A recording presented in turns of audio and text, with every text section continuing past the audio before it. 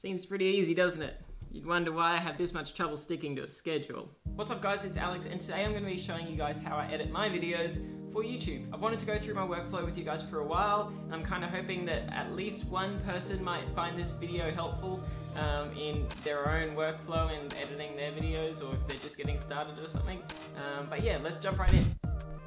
Alright guys, so I edit pretty much all of my videos on a spec'd out 2016 15-inch MacBook Pro. It cost me quite a bit. Almost all of my videos are edited on Final Cut Pro. However, depending on the project, I might use After Effects if there's lots of special effects or something in there that I need to do, or DaVinci Resolve if I need to do lots of complex color grading. But I can't do any of that until I've transferred the files from my camera to my MacBook. I use these standard little SD cards with the tiny little micro SD cards in them. That way if I use my GoPro or my drone, I can just use the same SD cards. If you've got a bigger camera, you'll probably need some higher quality SD cards.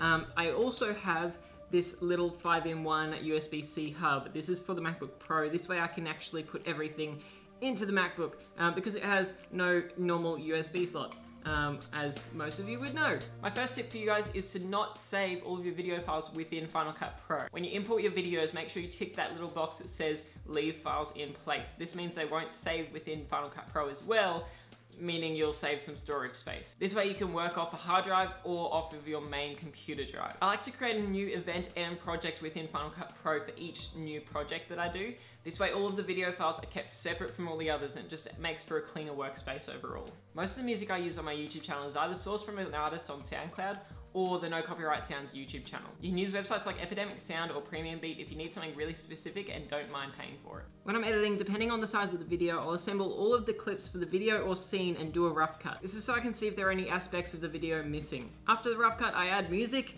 and effects and titles, and then I do a more refined cut to the actual beat of the music where I see fit. My second tip for you guys is to always watch your video from start to finish once you're done. And then after you've done that, get a willing or non-willing participant to come and watch your video from start to finish. That way they can let you know if there's any errors or things that need to be fixed up, or just to flat out tell you not to upload it. After this, I'll upload the video. I'll add all the little details, the description, the thumbnails, everything, and I am done. Seems pretty easy, doesn't it? You'd wonder why I have this much trouble sticking to a schedule. I don't wanna work. Now guys, if you like this video, make sure you hit that like button down below, and if you somewhat enjoy what I'm trying to do on this channel, even a little bit, hit that subscribe button so you don't miss out on my next videos. Until next time, I will talk to you guys later. Bye.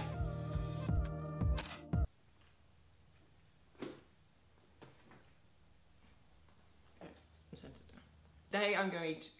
You're the worst. I might use After Effects. Don't save your video file. Video. That way when you... I don't know what I'm saying.